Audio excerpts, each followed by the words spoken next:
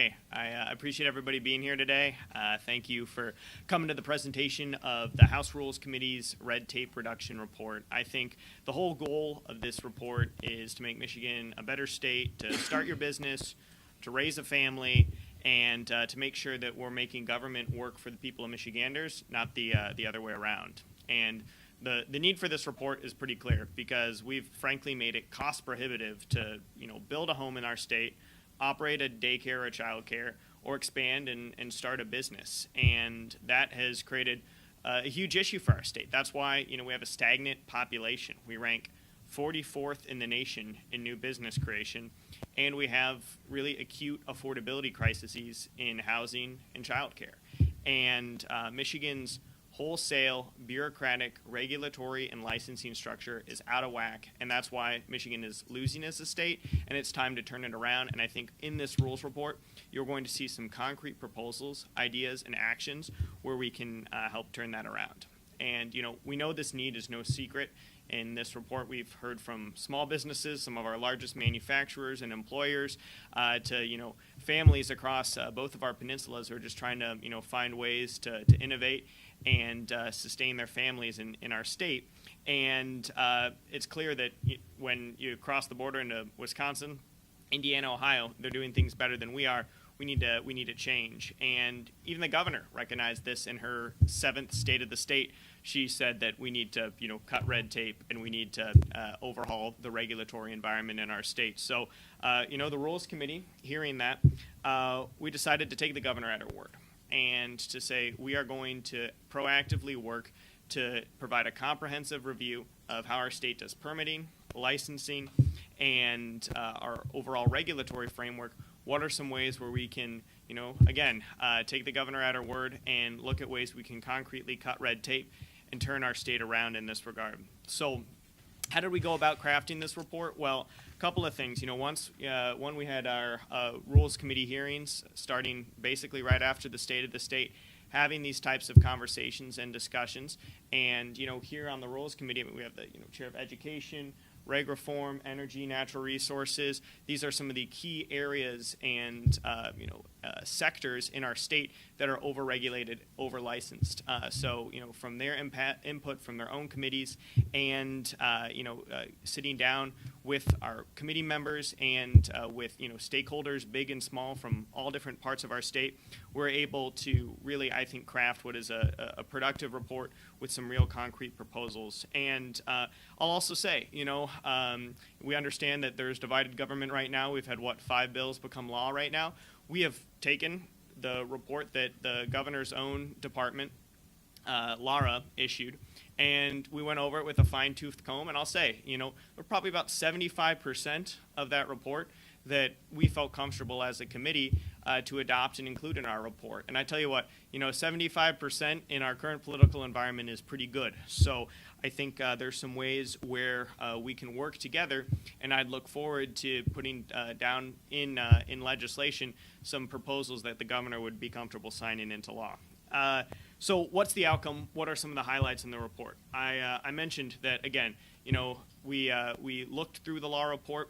A lot of their recommendations are things that we include in here, and that's things like reducing training hours, where we have a lot more training hours in Michigan than we have in other states. That doesn't make sense. Let's put those more in line with nationwide industry standards. Let's also make sure that it's easier for people to fulfill these training requirements, whether that's expanding their opportunities to complete those training requirements online, virtually, or knocking them all out in one set of time. That we should be making it easier for people to get these licenses, not just creating new hoops and boxes for them to check. But we really thought that we needed to go farther beyond just those initial recommendations in the report, because frankly, Michigan's one of the only states in the country where we require every single sector in license to have implicit bias training. I mean, that is a relic of the DEI era that the governor herself is turning away from. So let's make sure that we go forward and look for ways, again, to eliminate needless requirements for Michiganders to practice in their field here. And, the legislature right now, we're producing this rules report, but let's make sure that these different licenses, we're reviewing the necessity for them and reviewing their efficacy on a 5-year basis. So let's have a universal license for these fees. If this license isn't providing value for the average Michigander, there's no public interest in it, then we should have a mechanism and a forcing reason for the state to look at and review these things. And, we also need to look at ways to change our licensing culture in Michigan. I mean, a state like Arizona provides universal licensing for, their state. And, for veterans, already we provide universal licensing procedures. You actually want to grow our state's population. What's a great way to do that? Say, if you are licensed in another state, you can move to Michigan and you can practice here. Those are some concrete ways where, it doesn't take, Pauline, you served on the population council. I think that's a recommendation that could actually help us attract some new people to move to our state and help expand our state's population. And then we have some really nonsensical licenses in our state. So you need a license to be a butter grader, you need a license to be a potato dealer, and you need a license to be a plant grower in the state of Michigan. There's no public interest in any of those. It's just a way for the state to grift off of hardworking Michiganders with an unnecessary filing fee. And those are, again, fundamental barriers to entry that are making Michigan a less competitive state. It's part of the reason we've been losing for the last 7 years. And I think that really feeds into what we need to have is an overall culture shift in our state's bureaucracy to see how can we get to a can-do culture instead of a can't-do culture. And that's, frankly, what it's going to require to get Michigan moving again. And again, let's look at some of the key cost drivers in our state. Housing, childcare. You can talk to people all over, from Marquette down to Monroe, who talk about these two issues, making it difficult for them to make ends meet as a family. And both our housing sectors and our childcare sectors have multiple hoops and licenses and departments they have to report to that makes it confusing, complex, costly, and expensive to provide these essential and needed services and to build these types of facilities. So maybe what we need to look at in Michigan is having one-stop shops for permitting.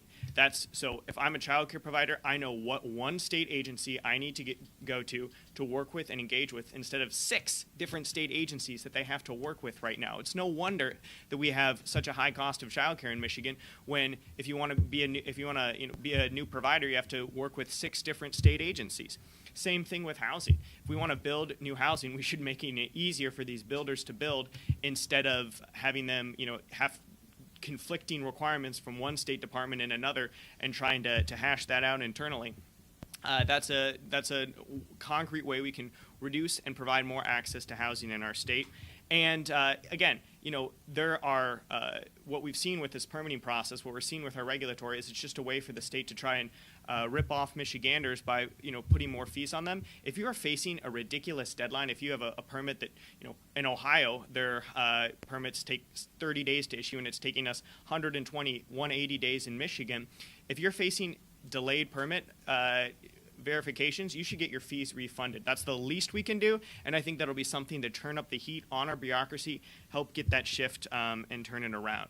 And let's look for the least burdensome way to regulate. Let's try to educate before we regulate. Let's try to look for ways where we can find the best possible path to empowering Michiganders and unleashing our innovation.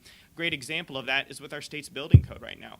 What we've seen is the Democrats in the state Senate and in the administration have wanted our state to go to the 2021 building code, which is going to add thousands and thousands of dollars on a cost for new home builds. Every $1,000 in cost that you add for building a new home, that prices out another more than 3,000 Michiganders from their ability to purchase that home.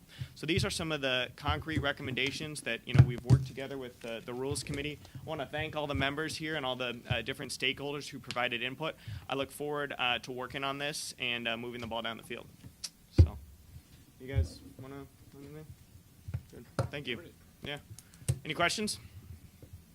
When it comes to making the budget, I think something that we've heard a lot in meetings recently is what is the benefit of continuing to fund these departments at the level that they're at? Mm-hmm. But the point that you just made was, if you're waiting a long time for a fee or a license to come through, maybe you get that fee back. Yeah. For how long you have to wait. So what is the balance between funding FTEs and funding the staffing for these departments to meet those deadlines or meet that 30-day window that Ohio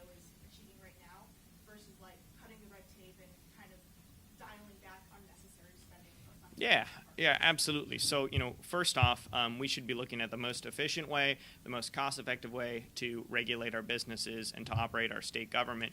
And when we have hundreds of unfilled FTEs across all different departments in our state government, we don't have an FTE problem. We have a government, working for Michiganders problem.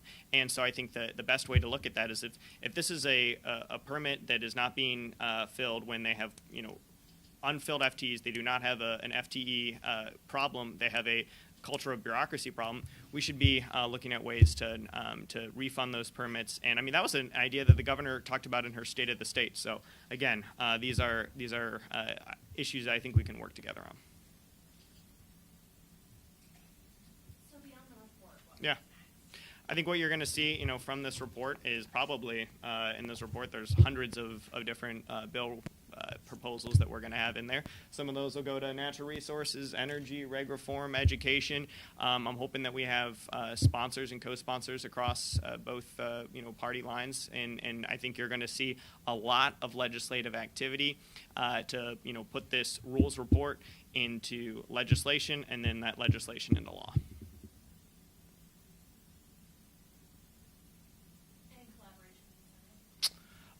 We've had some discussions with the Senate on the proposals. We've had some discussions with the governor's office as well. And I think this is one of those things where the governor talked about it in the State of the State. We've had 5 bills become law this entire session. You would hope something that the governor noted as a priority and that House Republicans are noting as a priority. You'd hope the Senate would be willing to come to the table right now.